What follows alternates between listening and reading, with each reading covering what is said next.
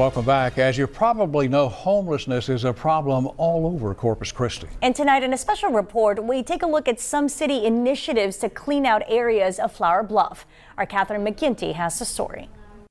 Those areas are typically privately owned, covered in thick brush or outside businesses where homeless people often visit. And as people living on the streets are pushed out of their camps, they are now wandering around searching for a place to live, even if it's only temporary. I've been homeless for 5 months and blind. And let me tell you, it ain't easy. It's real hard. But you gotta do what you gotta do. For some, that means finding shelter and shade wherever they can. That was the case for Cammie Andrews when she tragically lost her home to a fire in February. She has nowhere to go, and she is one of many in Flour Bluff. Deputy Chief Christopher White says the homeless population has remained constant. We've always had an issue in Flour Bluff with the homeless population.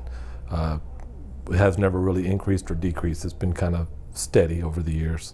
When I first came on 20 some odd years ago, we had a lot of thick brush areas in Flour Bluff that had what we call tent cities. You'd go in there and you'd find like homes, cities. But more recently, the Corpus Christi Police Department has been working with the community to clear out some of those lots that have been attracting homeless encampments. Because of the development in Flour Bluff and because of our work with the community out there and getting those areas cleaned up and maintained, you don't see that. What you'll see is people will try to find a shady spot to sit down or to pitch a tent underneath. Over the last several years, we have reported on some of those areas being cleared out. Like in 2018 when people moved into the abandoned La Playa restaurant off Flour Bluff Drive.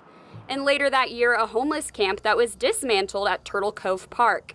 Another example, the shopping center at Waldron and SPID. We had people camping or sleeping behind the business. We contacted the property owners, the management groups, and got trespass authority and started cleaning up that area. But what makes the problem harder to address in Flour Bluff is that there aren't any shelters to help the homeless get back on their feet. It's got everything except shelters. You know, I mean, they got dentists, they've got doctors, they've got clothing, they got laundry. You can do your laundry, you can get a shower. Andy Martin has lived here since he was 16, mostly homeless. He now sees both the city and private property owners clearing out thick brush. They're taking it all out. I mean, they're trimming everything up pretty much, and that's probably good because, you know, it eliminates a lot of the people that are homeless. Some of them are pretty good people, and then some of them are just kind of riffraff. But Deputy Chief White says because the properties are privately owned, homeless encampments violate property laws and code restrictions. Homelessness is not illegal, right? It's not against the law to be homeless. Where we step in is when they are trespassing or committing a criminal act. Nevertheless, homeless residents view Flour Bluff as their home and do not view themselves as criminals. We feel safe in the Bluff, and I don't know in town like I told you earlier.